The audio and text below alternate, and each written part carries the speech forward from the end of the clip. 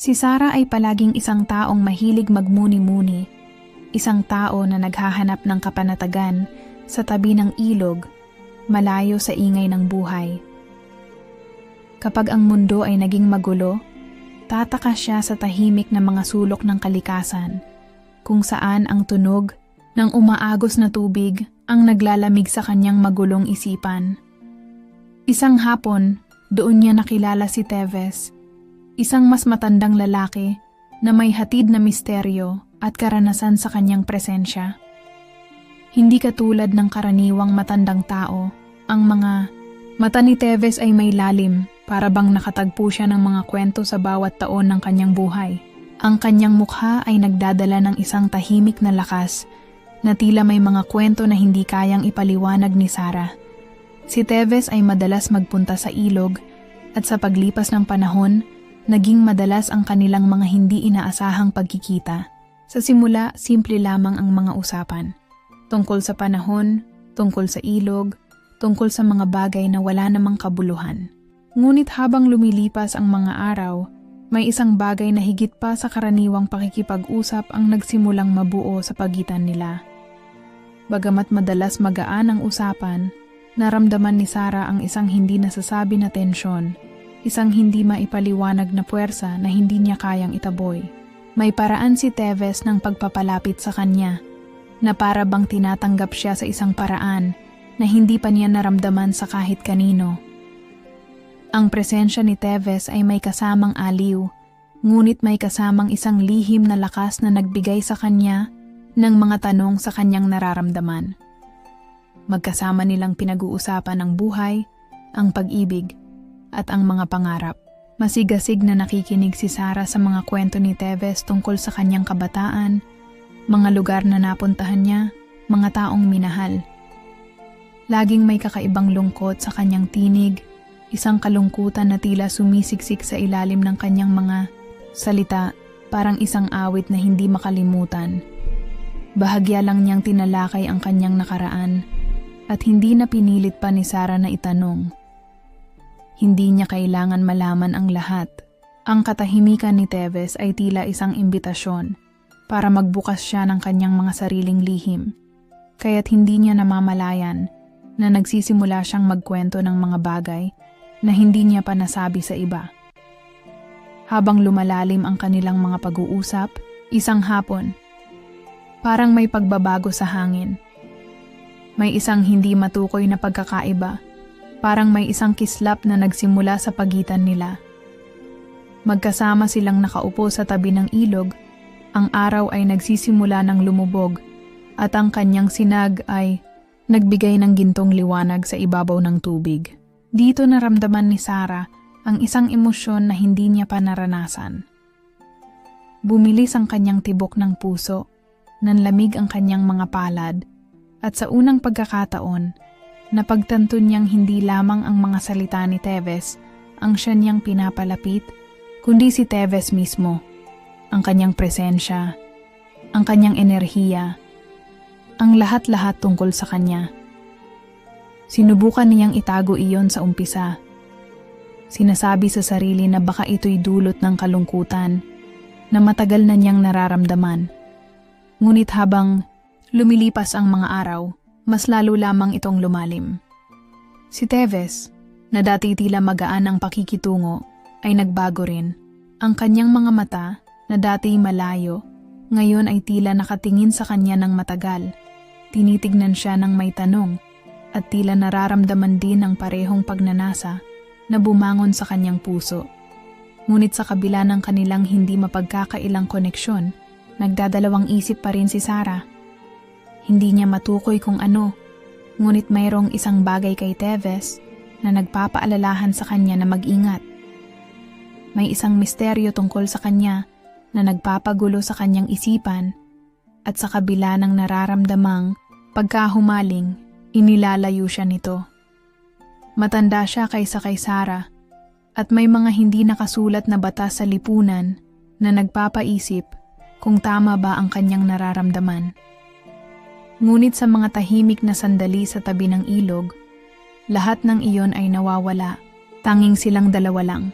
Dalawang kaluluwa na, Sa kabila ng kanilang mga pagkakaiba, ay nagkakaintindihan sa mga paraang hindi kayang ipaliwanag ng mga salita.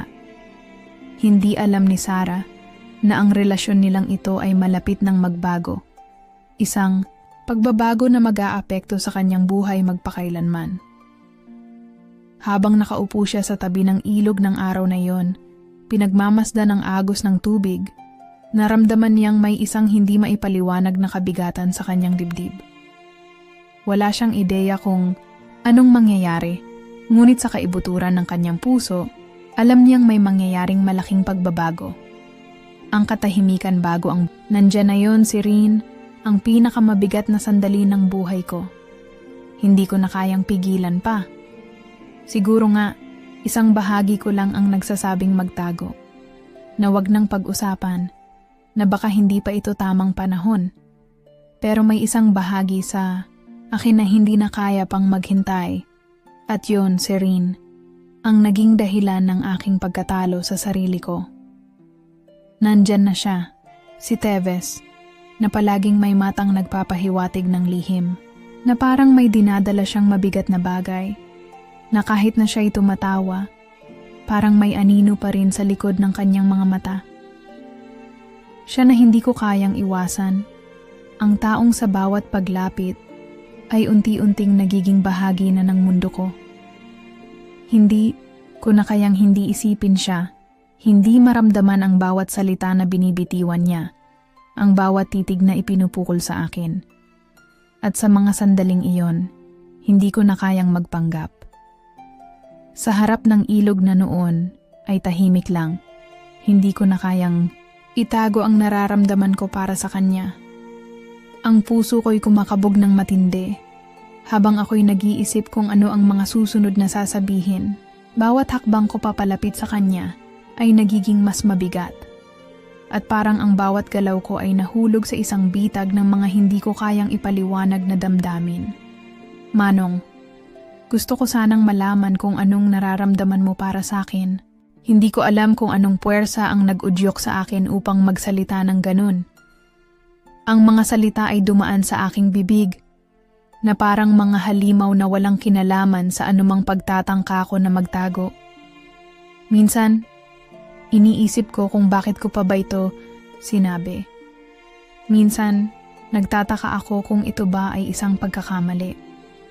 Pero nang makita ko ang reaksyon sa mga mata ni Teves, parang may naramdaman akong pag-aalangan at hindi ko maintindihan kung ano ba talaga ang ibig niyang iparating. Nagkaroon kami ng isang saglit na katahimikan. Ang hangin na dumadampi sa aming mga balat ay nagdala ng lamig na hindi ko inaasahan. Sabi niya, "Huwag mong isagad." Hindi ko alam kung paano ko ito ipapaliwanag, Serene.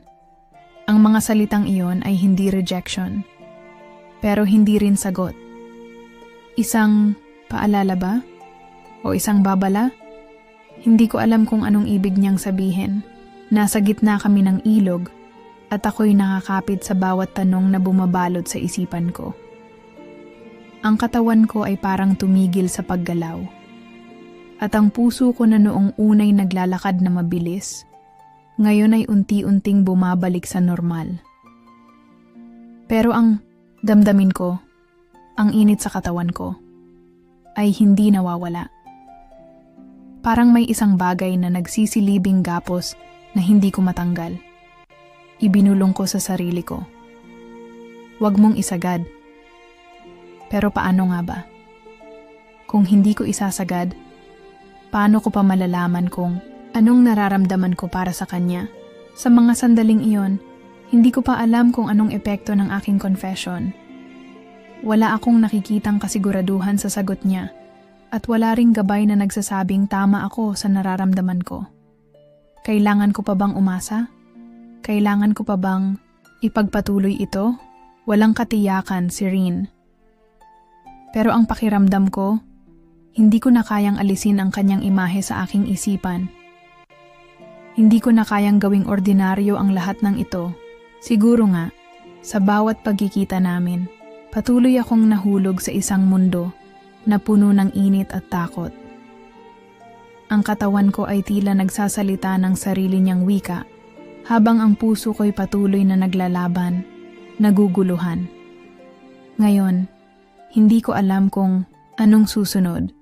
Hindi ko alam kung anong magiging epekto ng lahat ng ito. Pero ang tanging alam ko lang, Serene, ay wala ng ibang paraan kundi ang magpatuloy. Ang landas na tinatahak ko ngayon ay puno ng mga tanong at hindi ko alam kung anong magiging sagot. Sana ay may magbigay linaw sa aking kalagayan. Serene, dahil sa mga sandaling ito, ako'y naguguluhan at hindi ko na alam kung anong direksyon ang tatahakin ko. Hindi ko alam kung anong nangyari, pero ang mga araw pagkatapos ng confession ko kay Teves ay tila naging isang malupit na pagninilay-nilay na puno ng kalituhan. Hindi ko na siya makausap tulad ng dati. Nung una, hindi ko ito napansin. Baka dahil nagbigay siya ng konting oras para makapag-isip. Pero sa bawat araw na lumipas, ang layo niya sa akin ay naging mas malaki. Parang ang distansya namin ay hindi lang pisikal, kundi pati na rin sa puso at isip. Ang mga titig niya ay hindi na tulad ng dati. Minsan, tatagal siya ng ilang segundo na parang may gustong iparating sa akin, pero hindi ko na kayang intindihin. Ang mga mata niyang dati puno ng kabighanian, ngayon ay parang nagiging malupit na alon ng ilog na hindi ko kayang sunugin. Ang mga paborito niyang ngiti, yun na lang sana ang nais kong makita. Pero wala. Hindi na siya nagiging komportable sa paligid ko. Parang may nakaambang pader sa pagitan namin. Nagpupumilit akong makipag-usap. Ngunit sa tuwing lumapit ako, parang may bakod na humaharang. Hindi ko alam kung ano ang nangyari. Parang ang lahat ng anggulo ng pagtingin ko sa kanya ay nagiging malabo. Kung dati ay makikita ko siya ng buo, ngayon ay para na siyang anino. Isang pahid ng kasaysayan na hindi ko kayang hawakan.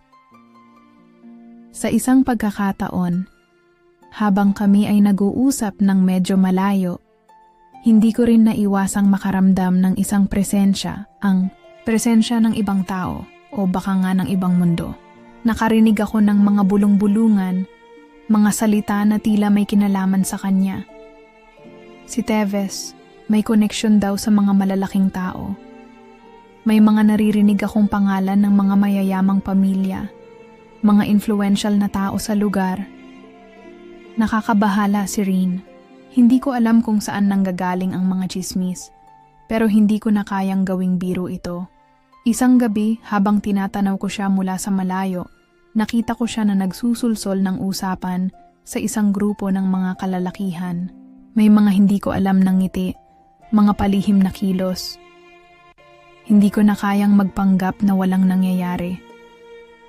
Kakaibang pakiramdam, Serene, ang makita siya na parang bahagi ng isang mas malalim na mundo. Isang mundo na hindi ko kayang pasukin at sa bawat araw na lumipas, mas lalong nararamdaman ko ang bigat ng ating distansya. Ang init na nararamdaman ko noong una ay tila nagiging malamig na simoy ng hangin. Hindi ko alam kung si Teves ba ang nagbago o ako ang nagbago. Pero ang tanging alam ko, hindi na kami parehong naglalakad sa parehong daan. Habang ako'y natutulog at binabalikan ang bawat sandali namin, ang mga tanong ko ay patuloy na umuukit sa aking isipan. Bakit siya naging ganito? Ano ang ibig niyang sabihin nang sabihin niyang, "Huwag mong isagad"? Nagdududa na ako, Serene. Baka ito lang ang dahilan kung bakit tila malayo siya. Dahil hindi ko siya kayang unawain. Ang katawan ko'y tila may iba't ibang himig, na parang umaawit ng iba't ibang awit na hindi ko kayang ihayag. Ang katawan ko ay sumisigaw sa bawat salitang hindi ko nasasabi. Gusto kong magtanong, pero natatakot akong magtanong. Bakit ba kasi ang bawat pagtingin ko sa kanya ay nagiging isang sakit na parang naiipit ako sa isang walang katapusang gulong?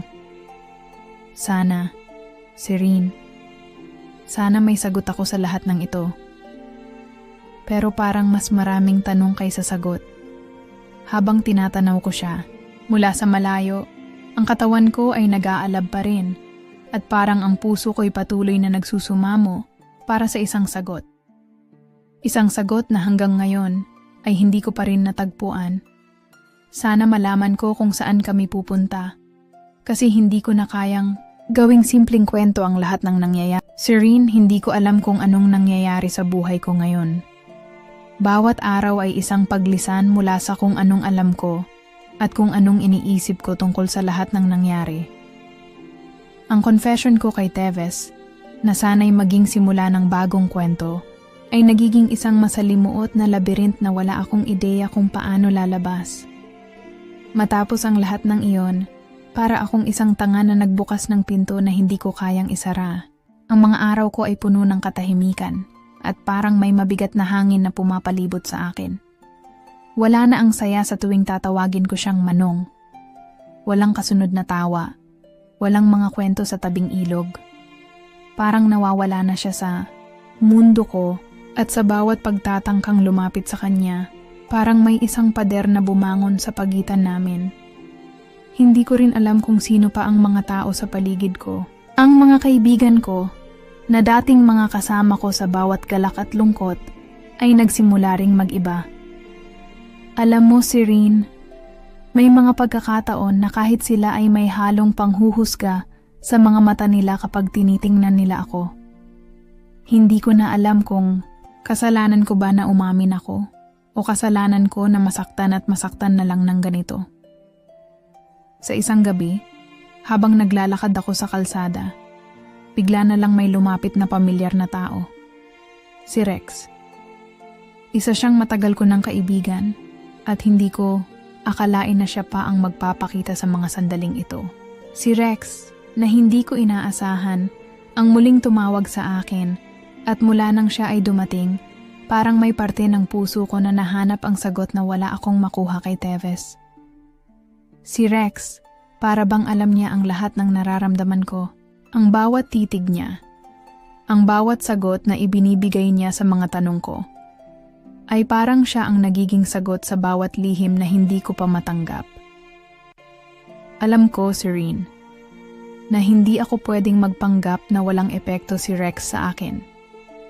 Si Rex ang unang lalaki na naging dahilan ng init na nararamdaman ko sa katawan ko bago pa ako makilala si Teves.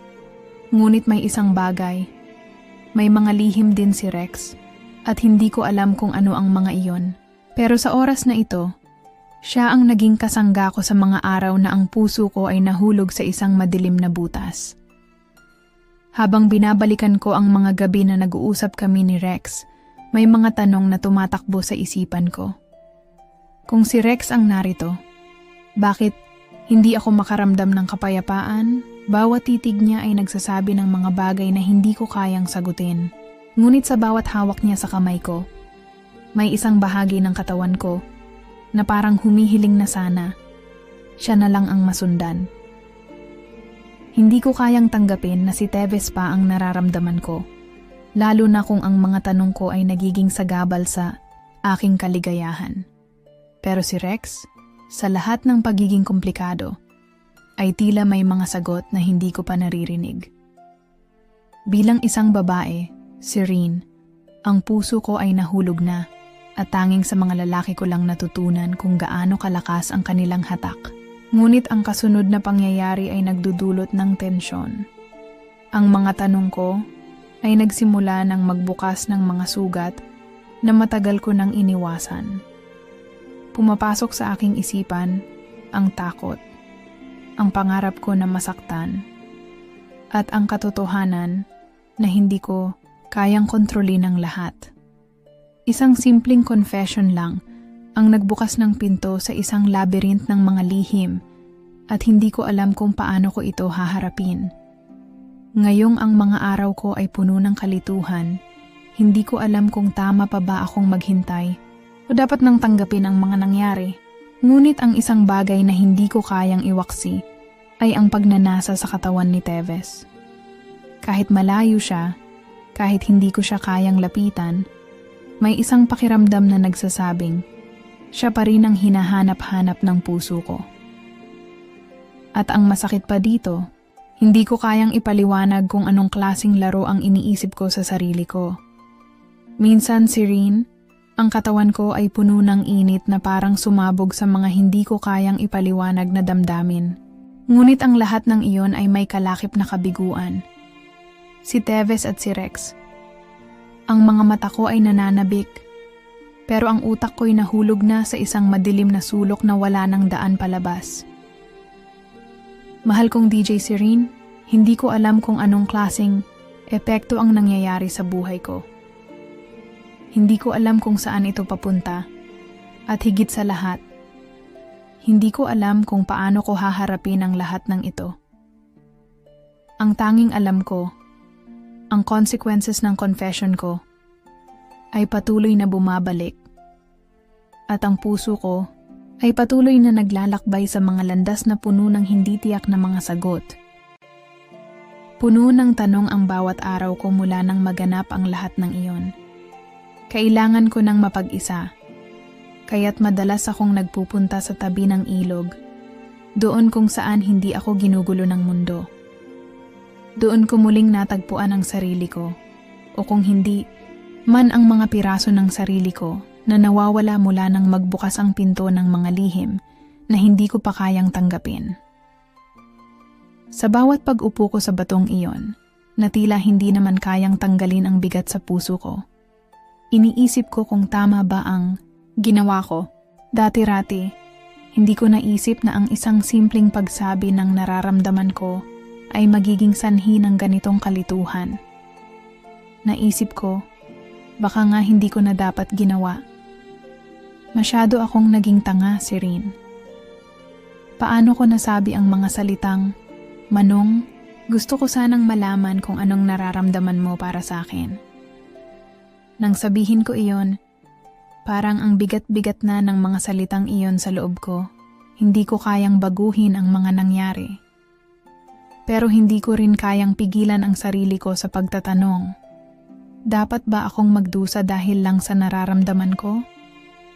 Ngunit habang binabalikan ko ang mga araw na puno ng tensyon, natutunan ko ring tingnan ang sarili ko mula sa ibang perspektibo.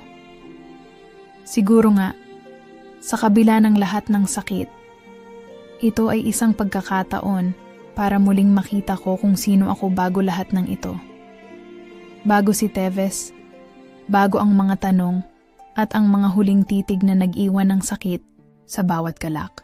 Hindi ko alam kung paano ko napagod ang sarili ko, pati na ang mga mahal ko sa buhay, sa paghahanap ng sagot sa isang tanong na hindi ko kayang sagutin. Habang pinagmamasdan ko ang mga alon sa ilog, naramdaman ko na parang unti-unti ko nang naaalala ang mga bagay na wala akong oras makita noon. Si Sarah na hindi pa nababalot ng mga pangarap ng ibang tao. Si Sarah na hindi nakatali sa mga tanong at usap-usapan tungkol kay Teves. Si Sarah na may sariling mundo, mga hiling at pangarap na hindi humihingi ng sagot mula sa iba. Parang ang tanging oras na ako ay tunay na nabuhay ay nung muling natutunan ko ang mga simpleng bagay sa buhay ko. Ang pagsulat, ang magbabad sa ilalim ng araw, ang makinig sa mga tunog ng kalikasan. Mga bagay na nakakalimutan ko noon. Hindi ko na kailangan pang maghintay kay Teves para maramdaman ko ang halaga ko. Hindi ko na kailangang maging ganito na nakatali ang puso ko sa isang tao na hindi ko kayang kontrolin. Si Teves ay isang bahagi lamang ng isang kwento, ngunit hindi siya ang buong kwento ng buhay ko. Ang buhay ko ay narito, sa ilog, sa mga araw na walang katahimikan, at sa mga sandaling ako lang ang kasama ng sarili ko.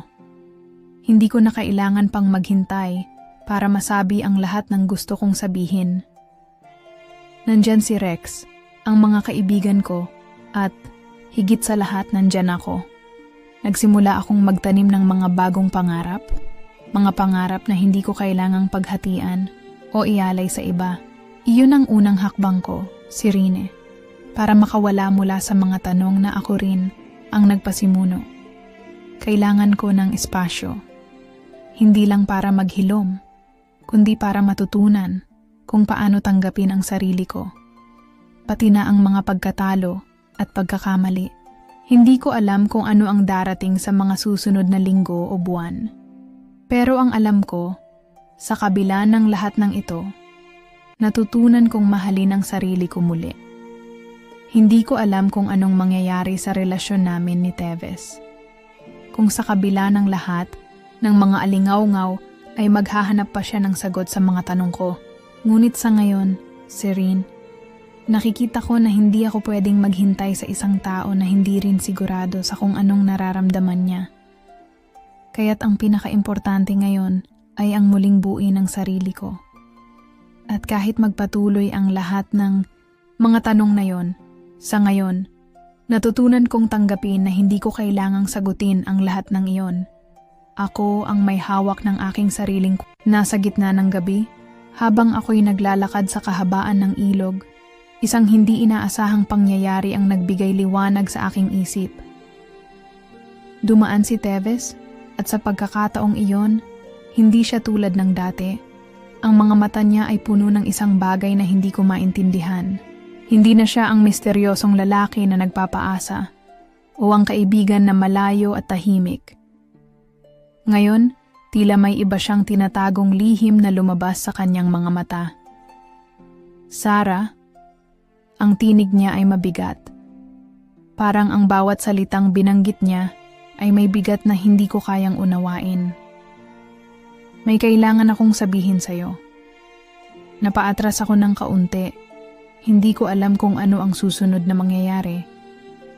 Puno ng tensyon ang paligid at ramdam ko na hindi na ito ang simpleng gabing iyon na nagpapalipas lang kami ng oras. Sa bawat hakbang niya patungo sa akin, nararamdaman ko ang pagsabog ng puso ko.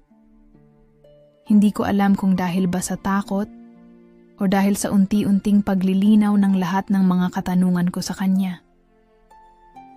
Alam ko, sabi niya. Ang tinig niya ay may kabuntot, na kalungkutan, na baka iniisip mo na hindi kita pinansin o iniiwasan. Hindi ko kayang magbigay ng sagot sa iyo noon dahil may mga bagay na hindi ko kayang isiwalat. Habang iniintindi ko ang bawat salitang binanggit niya, napansin ko ang kalungkutan sa kanyang mata. Hindi ito ang Teves na parang may mga lihim na hindi kayang ibukas, kundi ang isang Teves na tila may mabigat na pinagdadaanan at masakit ang magbukas ng pinto sa mga nakaraan. May mga bagay na hindi ko kayang ipaliwanag, patuloy niya, at hindi ko alam kung paano ko ipapaliwanag. Pero gusto ko lang malaman mo na hindi ko inaasahan ang lahat ng ito. Hindi ko rin alam kung bakit nagkaroon ng ganitong koneksyon sa pagitan natin. Ang mga salitang iyon na naglalaman ng hindi pagkakasunduan at hindi pagkakaintindihan ay nagpatuloy sa hangin. Naramdaman ko ang pagkalito at pagdududa. Ang mga tanong ko na matagal nang sumik, bigla na lang nagbigay ng bagong liwanag. Pero hindi ko alam kung ito ba ay liwanag ng pag-asa o liwanag ng isang madilim na katotohanan. Bumuntong hininga ako at nagsalita. Kung hindi mo kayang magbigay ng sagot, Teves, hindi ko na alam kung anong mangyayari sa atin. Nagkatinginan kami at sa loob ng ilang sandali, hindi ko alam kung anong mararamdaman ko. Naalala ko ang lahat ng nararamdaman ko at ang matagal kong hinanap na sagot na, sa lahat ng ito, parang tinatanggi pa rin. Ang gusto ko lang, nagpatuloy siya, ay malaman mong hindi kita ginusto ng ganito. Hindi ko kayang gawing masakit ang lahat ng ito, pero hindi ko kayang magsinungaling pa. Ang bawat sagot na binanggit ni Teves ay parang isang paghuhulog ng mga piraso ng masalimuot na kwento, at natutunan ko na minsan, hindi lahat ng sagot ay kaya nating tanggapin, pero ang mga sagot na yon, kahit na masakit, ay magdadala ng liwanag sa mas madilim na landas na tatahakin ko. Nararamdaman ko na may mga bagay pa akong kailangang matutunan. Hindi lang mula kay Teves, kundi mula sa sarili ko. Hindi ko alam kung saan patungo ang lahat ng ito, ngunit sa gabing iyon, nakita ko na kahit ang mga sagot na hinahanap ko ay may kabuntot na masalimuot na katotohanan. Bilang mga linggo ay lumipas, unti-unting natutunan ni Sarah na tanggapin ang mga bagay na hindi niya kayang baguhin. Sa bawat araw na lumilipas, napansin niyang ang mga sugat sa kanyang puso ay unti-unting naghilom. Bagamat may mga pagkakataong ang mga alaala ni Teves ay muling bumabalik at nagdudulot ng kalituhan. Ang mga tanong at pagdududa ay naiwan sa kanya. Ngunit isang bagay ang naging malinaw. Kailangan niyang magdesisyon para sa sarili niya. Isang hapon, habang naglalakad siya sa ilalim ng malamlam na araw, naisip niya kung hanggang kailan niya palalampasin ang mga pagkakataong ipagkait ang kanyang kaligayahan sa pag-aalala sa ibang tao. Napag-isip-isip niya na kung patuloy niyang haharapin ang mga pangarap na hindi niya kayang hawakan, malalagpasan niya ang mga bagay na maaaring magbigay saya sa kanya. Naramdaman niyang ang relasyon nila ni Teves ay hindi na tulad ng dati at, marahil, ang takot niya na mawalan ng pagkakataon ay nagdulot lamang ng takot at pagdududa. Kailangan niyang magpatuloy sa buhay, bagamat hindi pa rin siya ganap na nakakakita ng kaliwanagan sa lahat ng nangyari. Sarah, kaya mong magpatuloy, ang sabi ng isang boses sa kanyang isipan. Hindi ito ang tinig ni Teves, kundi ang kanyang sariling tinig na nagsasabing hindi siya dapat matakot magdesisyon. Hindi siya dapat maghintay ng sagot o magpatuloy sa paghahanap ng mga bagay na wala ng saysay. Kailangan niyang mag-move on at tanggapin na hindi lahat ng bagay ay makakamtan. Sa isang pagkakataon, nagdesisyon si Sarah na pumunta sa lugar na dating pinagmumulan ng kanilang mga usapan. Habang naroroon siya, isang malaking tanong ang dumaan sa kanyang isip. Paano ko mapapalakas ang sarili ko? Tumingin siya sa paligid at napansin ang mga simpleng bagay na nagpapasaya sa kanya. Ang hangin, ang agos ng ilog, ang mga puno na matagal na niyang kilala. Ang mga bagay na ito ay nagbibigay ng tahimik na kasiyahan at nagsilbing paalala na hindi lahat ng kaligayahan ay nanggagaling sa ibang tao. Ang kaligayahan ay nagsisimula sa sarili. Naglakad siya pauwi. At sa mga hakbang na yun napagtanto niyang ang desisyon ay hindi madali. Ngunit ang pinakamahalaga ay hindi ang pagsisisi sa nakaraan, kundi ang hakbang na tatahakin para sa kinabukasan. Hindi ko alam kung anong mangyayari, ang bulong ni Sarah sa sarili. Pero kailangan kong matutong magpatuloy. At sa huling tingin, kay Teves, ang lalaki na naging bahagi ng kanyang kwento, napagtanto niyang hindi na niya kailangan pang maghintay ng sagot mula sa kanya. Ang sagot na kailangan niyang marinig ay mula sa sarili. Ang mga araw ay patuloy na lumipas. At sa bawat isa, nagkaroon ng bagong pag-asa si Sarah. Bagamat hindi pa niya ganap na naaalis ang mga anino ng nakaraan, natutunan niyang tanggapin na hindi lahat ng tanong ay may sagot at hindi lahat ng sagot ay makapagbibigay ng kasiyahan. Ang pinakamahalaga ay ang matutong magpatawad, hindi lang ang iba, kundi ang sarili. Isang araw, habang naglalakad siya sa ilalim ng araw, nahanap ni Sarah ang sarili sa isang lugar na puno ng katahimikan. Dito siya natutong makipagkasundo sa kanyang sarili. Isang hakbang patungo sa ganap na kalayaan mula sa mga pangarap na hindi siya kayang hawakan. Sa mga nakaraang linggo, natutunan niyang tanggapin na ang bawat tao ay may kanya-kanyang laban at hindi lahat ng laban ay kayang tapusin o maitawid.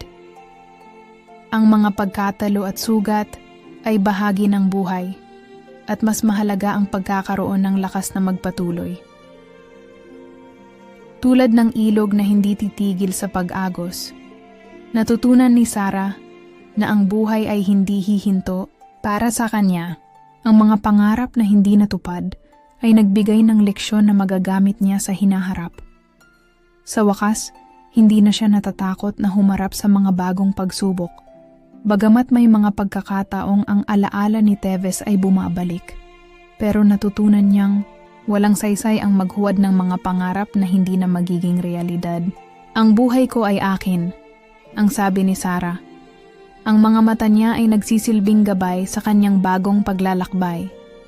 Hindi na siya maghahanap ng kasagutan mula sa iba, kundi mula sa sarili niya.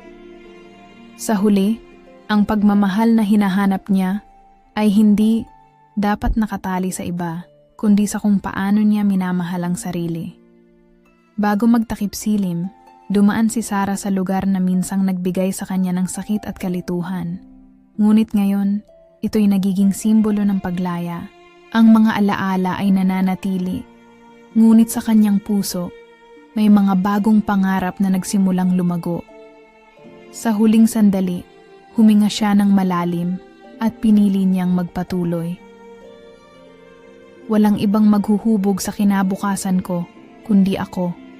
Ang bulong niya sa sarili at sa bawat hakbang, iniwan niya ang mga tanong ng nakaraan.